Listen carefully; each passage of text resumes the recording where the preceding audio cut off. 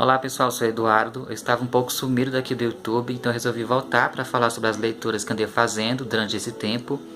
E para começar, vou mostrar uma releitura que foi a do incrível Redemoinho em Dia Quente, da poeta, cordelista e agora contista Jarid Arraes. É um livro de contos que vai falar sobre as mulheres da região do Cariri, no Ceará, e mulheres desde crianças, adolescentes e, claro, adultas e até senhoras idosas. E o mais interessante desse livro é que logo o conto inicial, o texto Sacola, ele já deixa o leitor super aguçado e instigado a ler os demais contos, porque esse conto Sacola é muito engraçado e também fala de coisas profundas, problemáticas, que fazem desse texto um conto completo. Conto para ninguém botar defeito. Resumindo um pouco esse conto Sacola.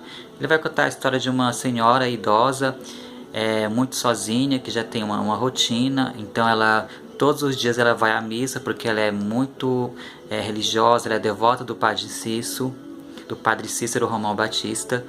E ela sempre fica em casa cuidando dos seus animais de estimação. E resumindo, ela é uma velhinha muito sozinha e super católica. E num belo dia ela está numa praça, está acontecendo uma feirinha de artesanato, e eis que um rapaz, um jovem estranho, passa correndo por ela e deixa cair uma sacola. Então ela fica apreensiva para conferir o que tem nessa sacola. E claro, não vou contar o que é, porque senão seria um super spoiler. E é justamente a deixa para você, leitor, conhecer esse conto Sacola e os demais deste Redemoinho em Dia Quente. Se é que você que está me vendo já não leu este livro formidável da Jarid Arraes.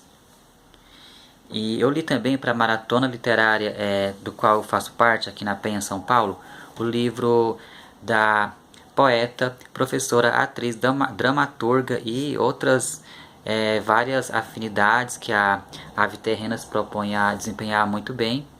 E este é um livro de poemas, o Segunda Queda, e que ele vai falar sobre os poemas. A maioria vão abordar a questão de pessoas da classe LGBT. A Ave Terrena ela é trans, então ela conhece muito bem esse universo LGBT, ao qual eu também faço parte. E só que as poesias da Ave Terrena, elas jamais poderão ser, digamos, atribuído somente um caráter panfletário. É uma poesia que vai abordar a causa LGBT, porque se faz necessário tocar nesse assunto, porque as pessoas têm que enfrentar os discursos retrógrados, fundamentalistas, religiosos. Enfim, as poesias da Ave Terrena são super bem construídas, porque além dessa mensagem de afirmação, de empoderamento, de irmandade para com a causa LGBT, além dessa mensagem, a Ave Terrena ela se propôs a fazer uma poesia super bem elaborada. Então ela vai buscar referências no modernismo do Mário de Andrade, então, e também poemas que são praticamente haikais, e também ela vai utilizar o dialeto pajubá, que é o dialeto que algumas pessoas da classe LGBT, principalmente as travestis, elas utilizam esse dialeto. Então, resumindo, são poesias que elas são super bem construídas, porque há uma preocupação com o fazer poético. Então, a Ave Terrena, ela utiliza a omissão de algumas vogais que ela acha que são desnecessárias no poema que ela faz aqui. Então são poemas arrebatadores que eu tive até que adquirir esse volume porque eu amei esse livro Segunda Queda. E esse título vai falar sobre o eu lírico vai estar mais fortalecido, porque claro, subtende-se que o eu lírico já passou por uma queda muito traumática, então ela se encontra mais fortalecida, mais combatente para com os futuros obstáculos que infelizmente as pessoas da classe LGBT sofrem devido ao preconceito. Então são poemas que valem muito a pena conhecer, e principalmente se o leitor for da área de letras, ele vai reconhecer as referências do modernismo. E é uma super dica, Segunda Queda da Ave Terrena, que é maravilhosa. E para a Maratona Literária daqui da Penha, São Paulo, a gente também tem que ler Carta à Rainha Louca, da escritora super premiada Maria Valéria Rezende. E é um romance que vai contar a história da Isabel Maria, que está confinada num convento, no século XVIII, ou seja, Brasil, colônia de Portugal, e ela escreve uma carta à Rainha Maria, que é conhecida como Rainha Louca, e nessa carta a Isabel ela relata toda a opressão, todo o sofrimento que recai sobre as mulheres, principalmente se for uma mulher pobre, negra. Na época, infelizmente, os negros eram escravizados, então isso acaba sendo abordado aqui também. Só que o mais pungente, o mais conflitante é a opressão que as mulheres sofrem. E a Isabel Maria, ela é uma branca, porém ela não tem posses, então ela não teria um dote para a família dela fazer um casamento. Então ela é uma pobre, sozinha, e o pai dela acabou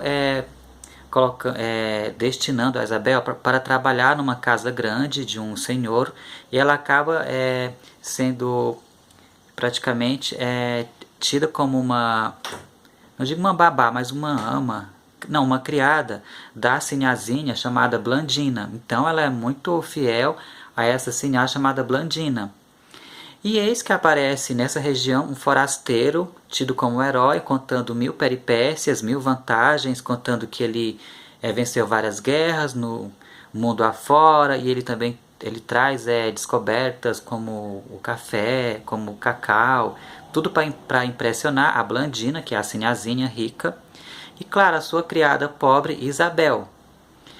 A Isabel também fica caidinha por esse forasteiro, só que ao contrário da Blandina, que fica fantasiando 1000 romantismos, totalmente perdida de amores pelo forasteiro, a Isabel já é mais esperta. Ela já se liga que aquele papo furado dele é tudo para enrolar as mulheres para, enfim, possuírem. Ou seja, ela acaba denunciando o machismo, e essa coisa dos homens usarem as mulheres, principalmente na época, século XVIII. E o mais interessante é a linguagem que a Maria Valéria utiliza, porque ela vai buscar vocábulos utilizados na época do Barroco e vai mesclar com a nossa linguagem de hoje, século XXI. Então, para que a leitura seja fluida, a Maria Valéria vai fazer uma mescla de linguagem, e isso torna a leitura até prazerosa, porque o leitor conhece termos que não são utilizados hoje em dia, mas a maneira como ela combina torna a leitura agradável. E tem também várias referências ao período barroco, que é justamente a época em que a Maria Valéria retrata essa história. E é interessante também porque é uma carta, ou seja, uma epístola, e quando a protagonista ela sente que ela está dizendo mais do que deveria, ou seja, ela está fazendo um relato a uma rainha, então ela tem que se podar, ser comedida. Só que quando ela extrapola, ela acaba riscando as passagens, e isso aparece aqui no texto. E é uma super dica esse romance da Maria Valéria Rezende. E para a maratona literária daqui da Penha também, a gente leu Contos de Amor Rasgados, da Marina Colasanti. Eu não tenho essa coletânea, então acabei lendo essa aqui da LPM Pocket, que contém 16 contos presentes nos Contos de Amor Rasgados. E são microcontos super interessantes. A Marina Colasanti, ela faz muitas paródias dos contos de fadas, e ela também tem aquela coisa delicada, aquela coisa mais feminina, que muitas leitoras se sentem, digamos, tocados por esse estilo tão feminino. Mas não quer dizer que é uma literatura abertamente ou só para mulheres, longe disso. É uma questão da delicadeza da mulher, mas são textos que podem interessar qualquer leitor, homem, jovem, mais de idade, enfim. São contos impressionantes mesmo. E a Marina Colasanti, ela tem um texto muito famoso que é A Moça Tecelã, que é um conto, e tem também uma crônica chamada Eu Sei, Mas Não Devia. Então são essas minhas dicas de leitura, espero que vocês tenham gostado do vídeo. Muito obrigado e tchau!